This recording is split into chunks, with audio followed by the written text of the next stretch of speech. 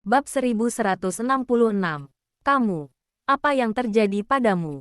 Tracy samar-samar merasa ada sesuatu yang tidak beres, tetapi juga tidak tahu apa masalahnya.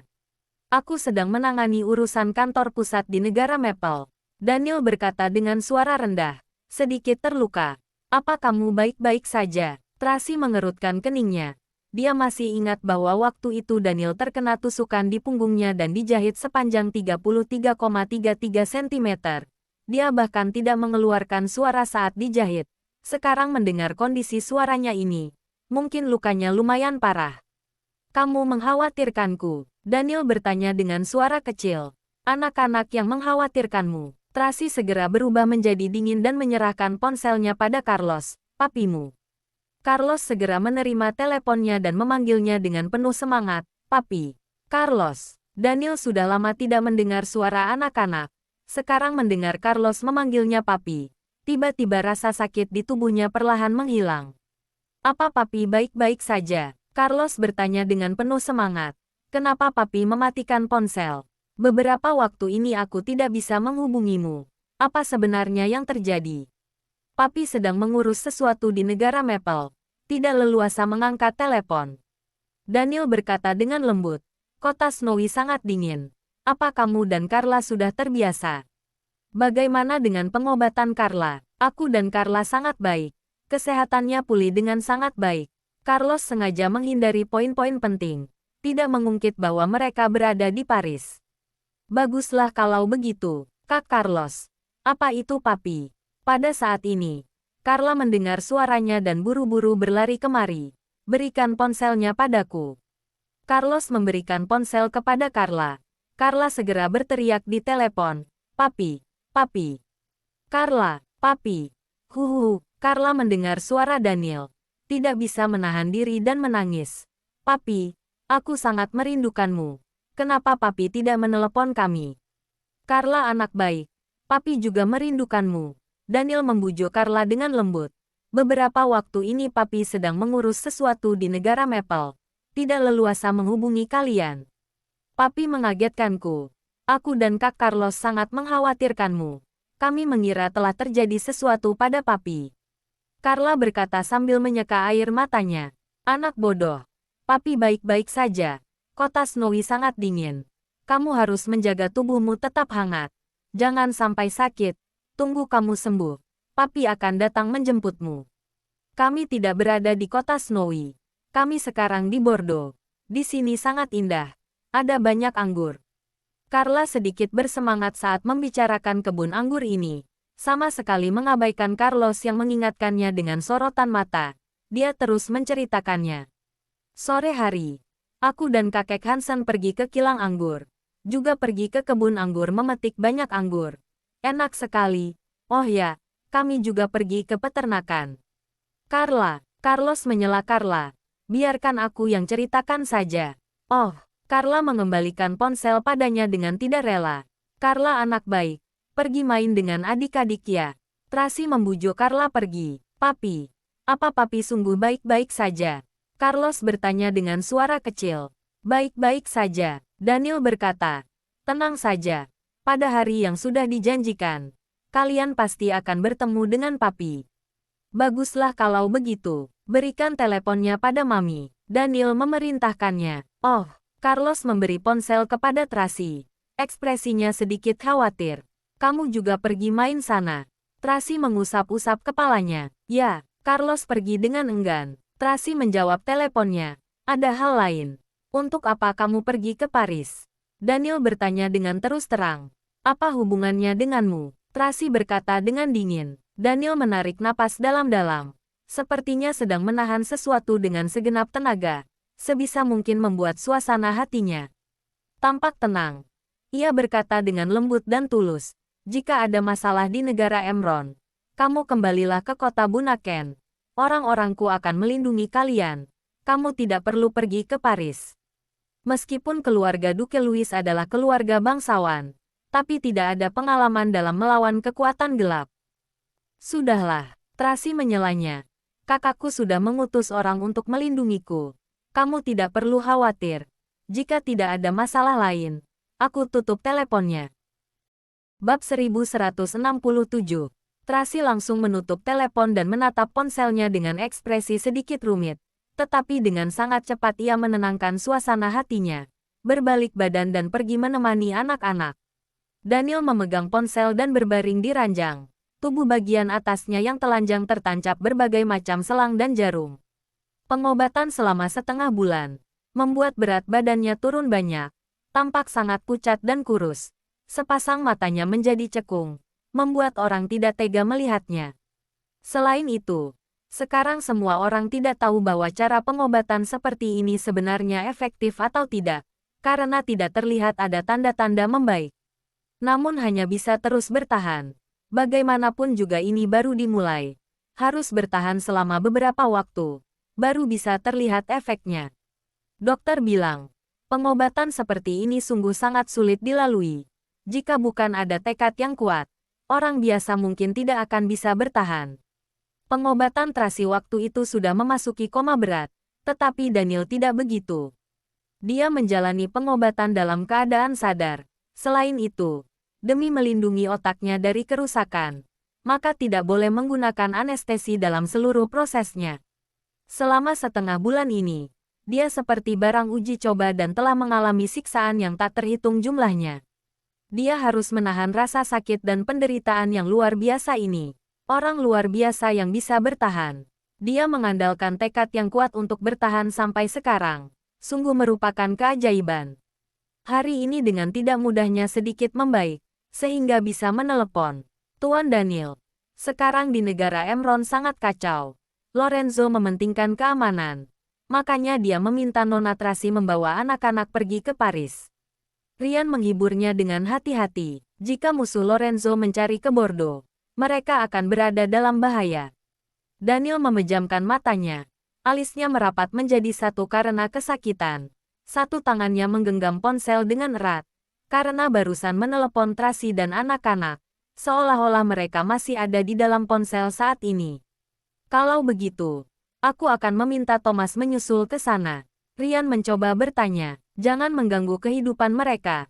Lindungi secara diam-diam. Daniel berbicara dengan sangat sulit. Sekalian, lihat bagaimana kehidupan mereka. Laporkan padaku setiap hari. Mengerti. Ryan segera pergi mengaturnya. Anda cepatlah istirahat. Jangan berpikir terlalu banyak. Sekarang harus beristirahat dengan tenang. Dokter menasihatinya di samping. Secara logika, hari ini seharusnya tidak membiarkanmu menelepon. Seperti ini akan sangat memengaruhi pengobatan. Tidak akan mati. Daniel tertidur. Muncul sosok Tracy di benaknya. Dia sepertinya melihat Tracy sedang berdiri di bawah rak anggur. Menatapnya sambil tersenyum. Seolah-olah sedang berkata, "Aku menunggumu kembali." Tekad yang kuat mendukungnya. Dia berulang kali memberitahu diri sendiri. Harus hidup, harus hidup. Harus pergi ke Paris untuk menjemput Tracy dan anak-anak pulang. Ryan melihat Daniel yang sangat menderita. Hatinya sangat tidak tega. Sejak hari pertama dia mengikuti Daniel, dia merasa Daniel adalah dewa yang serba bisa. Dia sungguh berharap Daniel bisa cepat sembuh. Ryan menyampaikan pesan Daniel kepada Thomas. Thomas segera membawa orang pergi ke Paris. Di saat yang sama, juga meminta orang untuk menyelidiki Tracy dan Duke Louis sebenarnya berada di kebun anggur yang mana di Bordeaux. Suhu udara di Bordeaux basah dan ada semacam rasa lengket. Pada hari ketiga mereka datang ke perkebunan. Setelah menjalani pengobatan di pagi hari, Tracy dan Duke membawa anak-anak pergi ke kebun untuk memetik sayuran dan buah-buahan. Kemudian pergi ke kebun bunga untuk memetik bunga. Anak-anak bekerja dan juga bersenang-senang.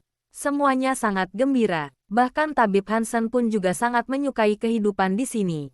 Dia duduk di atas kereta kuda, merokok dengan santai, melihat anak-anak bermain dan berlari bersama dengan canda tawa. Wajahnya muncul senyuman hangat. Dixon menemaninya di samping. Dia tidak bisa menahan diri dan berkata, kehidupan seperti ini juga lumayan baik. Ya, lumayan baik. Tabib Hansen melihat langit, mulai merasa tidak tenang. Tapi sebentar lagi cuacanya akan berubah. Apa akan turun hujan? Dixon menengadahkan kepala untuk melihat langit yang mendung. Sepertinya akan turun hujan lebat. Bab 1168. Tracy juga menyadari bahwa cuaca telah berubah. Dia meminta anak-anak untuk naik mobil dan pulang. Duke tidak peduli dan masih berkata sambil tersenyum. Kenapa buru-buru pulang? Hanya turun hujan saja. Lihatlah betapa senangnya anak-anak bermain. Anak-anak tidak boleh kehujanan. Tracy merasa tidak tenang. Baiklah. Dengarkan perkataanmu. Duke menggendong anak-anak naik mobil. Mobil melaju ke arah villa di perkebunan. Tak lama kemudian, turun hujan lebat. Langit sangat gelap. Tracy memiliki firasat buruk. Dia mendesak Paula untuk mengemudi mobil dengan lebih cepat. Ketika mobilnya sampai di villa, terdengar suara keras, "Prang!" Di kejauhan. Anak-anak berteriak ketakutan. Naomi, Paula, dan pengikut lainnya segera penuh waspada. Tracy menjulurkan kepala dari jendela mobil untuk melihat. Sepertinya terjadi ledakan di kejauhan. Api membara. Asap tebal perlahan naik ke langit. Philip, apa yang terjadi?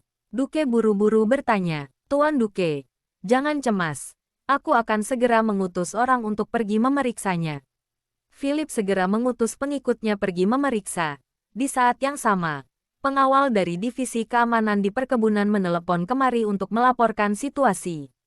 Terjadi kecelakaan mobil di jalan samping perkebunan. Satu unit truk tangki bertabrakan dengan mobil yang mengangkut anggur. Divisi terkait sudah bergegas pergi menanganinya. Ternyata kecelakaan mobil. Duke menghela napas dengan lega. Tapi tetap harus memperkuat penjagaan. Jangan sampai terjadi sesuatu. Mengerti. Anda jangan khawatir. Mendengar perkataan ini, Tracy tidak banyak berbicara. Tetapi ia tetap merasa ada yang aneh. Setelah pulang ke villa, Tracy memerintahkan Naomi untuk pergi memeriksa situasinya. Pada saat ini, Jeff datang untuk melaporkannya. Nona Tracy, aku sudah memeriksanya. Itu memang kecelakaan mobil. Tapi masih belum jelas apa itu perbuatan disengaja atau bukan. Apa maksudmu? Tracy bertanya sambil mengerutkan keningnya. Mungkin ada orang yang sengaja membuat kecelakaan mobil itu untuk menyelinap masuk ke perkebunan. Jeff berkata, aku sudah mengutus orang pergi mengurusnya. Jika sungguh demikian, orangnya akan tertangkap dengan cepat. Siapa itu? Naomi bertanya dengan curiga. Apa itu musuh keluarga Louis? Paula menebak. Seharusnya bukan. Jeff menganalisis dengan tenang. Mungkin orang dari negara Emron ikut kemari. Mendengar kata-kata ini, Naomi dan Paula sangat panik dan wajahnya berubah. Mereka adalah orang-orang khusus yang terlatih. Menghadapi lawan dari luar, mereka bisa meremehkannya. Namun jika itu adalah orang dari negara Emron, mungkin tidak akan mudah dilawan. Tenang saja, aku akan mengurusnya. Jeff sangat tenang. Beberapa hari ini kalian jangan sembarangan pergi. Setelah aku menangkapnya baru kita bicarakan lagi. Ya, Naomi dan Paula menganggukkan kepala. Sudah menyusahkanmu Jeff. Tracy berkata, tetap perhatikan keselamatan. Sudah seharusnya aku lakukan Nona Tracy. Jeff sekali lagi berpesan pada Naomi dan Paula. Masalah keamanan di luar serahkan padaku. Kalian bertanggung jawab untuk menjaga keselamatan Nona Tracy dan anak-anak saja. Mengerti. Jeff pun pergi. Tracy sekali lagi berpesan pada Naomi dan Paula. Harus mengutus orang dengan baik untuk sepenuhnya melindungi anak-anak. Naomi langsung pergi mengaturnya. Paula tetap tinggal untuk memeriksa kamar. Ia tidak bisa menahan diri dan berkata, aku mengira kita sudah aman datang ke sini. Tidak disangka orang-orang itu bisa mengejar kemari. Jika tahu lebih awal, lebih baik tinggal di kota Snowy saja. Setidaknya orang-orang tuan bisa melindungi kita. Tidak sama, Tracy berpikir dengan sangat seksama. Tinggal di kota Snowy, harus menghadapi perang besar. Di negara ini, mana mungkin orang-orang itu berani kemari untuk berbuat semena-mena. Paling-paling menyerang secara diam-diam. Jeff dan yang lainnya bisa melawannya. Benar juga, Paula menganggukkan kepala. Kalau begitu kita harus lebih berhati-hati. Sudahlah. Kamu pergi bantu Naomi lindungi anak-anak saja. Tracy memerintahkannya. Utus 4 orang untuk melindungi setiap anak secara bergiliran. Tidak boleh meninggalkan mereka sedetik pun. Mengerti. Bab 1169. Setelah Paula pergi, Tracy sendiri yang memeriksa kamar itu. Setelah memastikan tidak ada masalah, ia bersiap-siap untuk mandi dan beristirahat. Saat itu juga, Duke mengetuk pintu kamarnya. Tracy, apa aku boleh masuk? Tracy mengenakan jaketnya, lalu pergi membukakan pintu. Ada apa, Duke? Aku ke sini untuk melihatmu. Kamu baik-baik kan? Duke bertanya dengan perhatian. Philip sudah pergi memeriksa keadaan. Itu hanya kecelakaan mobil biasa, bukan masalah besar. Tapi, aku juga sudah menyuruh mereka untuk memperkuat keamanan di setiap pos untuk menghindari kejadian ini terjadi lagi. Baiklah, kamu telah bekerja keras. Tracy mengangguk. Istirahatlah lebih awal. Aku, Duke ragu-ragu, tidak ingin meninggalkannya. Kenapa? Tracy menatapnya curiga. Aku, Duke memberanikan dirinya dan berkata dengan hati-hati. Ada bar di sini. Aku ingin mengajakmu ke sana. Sekarang, Tracy mengernyitkan keningnya. Tidak baik keluar di jam segini. Hah, Duke merasa bingung. Apa maksudmu jam segini? Apa menurutmu ini sudah terlalu larut? Ini baru jam 9 lewat. Lain hari saja. Tracy sedang tidak bersemangat untuk menanggapinya. Istirahatlah lebih awal. Selamat malam. Setelah mengatakannya, ia langsung menutup pintu. Duke berdiri di luar pintu dengan kecewa. Ia mengira dengan mengajak Tracy datang ke rumahnya dan menghabiskan waktu bersama-sama setiap hari akan mendekatkan hubungan mereka. Namun, Tracy sama sekali tidak memberinya kesempatan untuk berduaan dengannya. Setiap kali ia mendekatinya, Tracy perlahan-lahan menghindarinya. Ia akhirnya mengumpulkan keberanian untuk mengajaknya kencan hari ini. Tapi Tracy juga menolaknya. Tidak ada cara lain selain terus menunggunya dengan sabar. Duke menghela napas dan berbalik pergi. Tracy terdiam di dalam ruangan kamarnya. Ia merasa Duke tidak memiliki rasa kewaspadaan dan kepekaan terhadap situasi-situasi genting. Pada saat seperti ini, bukannya lebih waspada, ia malah mengajaknya pergi ke bar. Meski begitu, ini terhitung wajar baginya. Sejak kecil hingga dewasa, hidupnya selalu berjalan mulus tanpa hambatan. Ia tidak pernah dihantam oleh badai kehidupan, sehingga sifatnya begitu naif dan lemah lembut, sama sekali tidak memiliki kepekaan terhadap situasi berbahaya. Tracy sama sekali tidak berniat untuk berpikir lebih panjang lagi tentang semua ini. Ia masih sibuk mengkhawatirkan keadaan anak-anak. Akhirnya ia pergi menemui mereka. Naomi telah mengatur 4 pengawal untuk bergiliran mengawasi masing-masing anak. Bahkan, ketika anak-anak sedang tidur pun, para pengawal tetap berjaga di dekat mereka. Bersyukur anak-anak itu berhati besar dan suka keramaian, sehingga mereka tidak keberatan. Hanya Carlos yang lebih peka, bertanya pada Tracy, "Mami, apa ledakan sore tadi sengaja dibuat oleh seseorang yang diam-diam ingin menyerang kita?" "Itu hanya kecelakaan mobil." Tracy mencoba menjelaskan sesimpel mungkin tanpa mengungkapkan semuanya. "Untuk alasan keamanan, Mami akan lebih waspada. Kamu tidak perlu khawatir. Istirahatlah dengan baik." "Ya," Carlos tidak berkata lebih banyak lagi. "Mami juga harus istirahat lebih awal." Carla dan 3 bocah kecil itu pasti lelah setelah bermain seharian. Sepertinya mereka sudah tidur nyenyak sekarang. Iya, 4 orang tidur dalam satu kamar. Cukup ramai. Bibir Tracy membentuk senyuman lega membayangkan anak-anak itu. Carla juga suka bermain dengan mereka. "Aku lebih pendiam. Carla mungkin merasa bosan saat bersamaku. Sekarang ada 3 adik yang menemaninya. Ia pasti senang," kata Carlos menertawakan dirinya sendiri. "Hahaha, kalau kamu sendiri, apa merasa bosan?"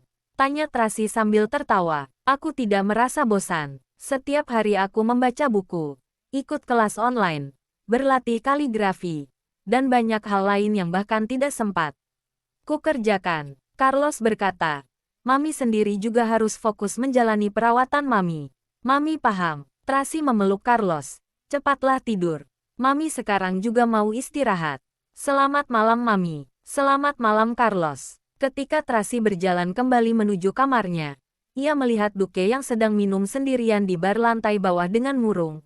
Ia mengernyitkan keningnya, dan langsung kembali ke kamarnya tanpa mengatakan apa-apa. Hatinya merasa sedikit bersalah pada Duke. Jelas-jelas tidak menyukainya, tetapi ia masih menerima lamarannya. Bahkan, sekarang Duke masih terus membantunya. Duke sekarang menjalani kehidupan sehari-harinya dengan bermain bersama anak-anak dan berusaha menyenangkan hati Tracy. tanpa berusaha mementingkan kepentingannya sendiri. Mungkin ia memendam semuanya itu dalam hatinya, sehingga membuatnya menjadi depresi hingga seperti ini. Ketika memikirkan semua ini, tiba-tiba terdengar suara mobil dari luar. Tracy pergi ke depan jendela untuk memeriksanya. Ternyata itu adalah iring-iringan mobil keluarga Louis. Totalnya ada 7 mobil. Bab 1170. Suara panik para pelayan segera terdengar dari luar. Nyonya besar Louis datang. Cepat turun ke bawah untuk menyambutnya. Tracy terkejut. Ternyata itu adalah ibunya Duke. Nyonya besar Louis, Maggie. Tok, tok, terdengar ketukan di pintu. Masuk, jawab Tracy. Naomi bergegas masuk dan melaporkan. Nona Tracy, Nyonya besar Louis datang ke sini. Apa kita juga harus turun untuk menyambutnya? Apa anak-anak sudah tidur? Tracy melihat waktu sudah menunjukkan pukul 9. Carla dan ketiga anak itu sudah tertidur. Carlos masih membaca buku. Jawab Naomi. Jangan membangunkan mereka. Tracy menginstruksikan. Kamu dan Paula ikut turun denganku. Yang lainnya tetap mengawasi anak-anak. Besok pagi saja. Anak-anak baru menyapa Nyonya besar Louis. Baik, Naomi bergegas turun. Setelah Tracy selesai mengganti pakaiannya, Naomi dan Paula sudah menunggunya di depan pintu. Ia pun turun bersama mereka ke lantai bawah. Tepat saat itu juga, Duke dari luar masuk ke dalam rumah bersama ibunya, diikuti oleh belasan orang yang membawa belasan buah koper dengan berbagai macam ukuran. Kelompok rombongan itu begitu besar. Tracy, ini ibuku. Duke memperkenalkannya pada Tracy. Ibu, ini Tracy. Salam kenal. Nyonya besar Louis. Tracy melangkah maju untuk memberi hormat padanya. Kamu lebih cantik daripada di foto. Nyonya besar Louis menatap Tracy dengan gembira. Aku sudah tak sabar untuk bertemu denganmu. Setelah mengetahui kamu ada di sini, aku segera mendesak Duke dan Tuan Besar Vincent untuk mengatur pertemuan kita. Tapi mereka memberitahuku kalau kamu sedang menjalani pengobatan. Sebaiknya menunggu pengobatanmu selesai baru bertemu denganmu. Aku sudah tidak sabar menunggu. Jadi aku datang ke sini. Nyonya besar terlalu merendah. Seharusnya aku yang pergi mengunjungimu. Tracy menjelaskan dengan sopan. Aku hanya takut mengganggu Nyonya besar. Jadi aku merasa sebaiknya mengunjungi Nyonya setelah selesai menjalani pengobatan. Tidak masalah. Tidak masalah. Tidak penting siapa yang datang duluan. Kita semua keluarga. Maggie memegang tangan Tracy dengan ramah. Lalu menatapnya dari atas ke bawah. Putraku benar-benar memiliki selera yang tinggi. Sekali melihatmu, aku langsung menyukaimu. Haha, aku sudah bilang. Ibu pasti akan menyukai Tracy. Duke begitu gembira. Dan segera menyuruh pelayan menyiapkan camilan malam untuk menyambut ibunya. Maggie segera menghentikannya. Ini sudah malam. Jangan bangunkan anak-anak. Setelah aku mandi dan berganti pakaian, mari kita mengobrol dan minum kopi di ruang kerja. Baiklah, Duke segera menganggukkan kepalanya. Lalu segera menyuruh orang menyiapkan kopi dan makanan ringan. Kamu sudah dewasa, sudah harus lebih bijaksana. Maggie menepuk-nepuk tangan putranya. Sekarang yang harus kamu utamakan adalah anak-anak. Ibu sedang mengajariku. Duke menatap Tracy sambil tersenyum lebar. Terima kasih, Nyonya besar Louis. Tracy begitu bersyukur. Sebelumnya ia mengira kalau calon ibu mertuanya yang terlahir dalam keluarga bangsawan ini adalah seseorang yang keras dan licik. Namun tidak disangka, ternyata ia seseorang yang ramah dan rendah hati, serta begitu memerhatikan anak-anak. Tunggu ya, aku naik ke atas beres-beres dulu. Maggie pun melangkah naik ke lantai atas. Seorang gadis dengan penampilan yang elegan seperti seorang bangsawan dengan cepat mengikutinya. Bibi, aku akan membantumu. Saat berpapasan dengan Tracy, gadis itu dengan hormat membungkuk menyapanya. Oh iya, Tracy, aku lupa memperkenalkannya. Ini adalah sepupuku, Tamara. Duke bergegas memperkenalkannya pada Tracy. Tamara dalam 2 tahun ini tinggal bersama ibuku. Ia begitu ahli dalam bidang medis, dan asisten terbaik ibuku. Halo, Nona Tracy.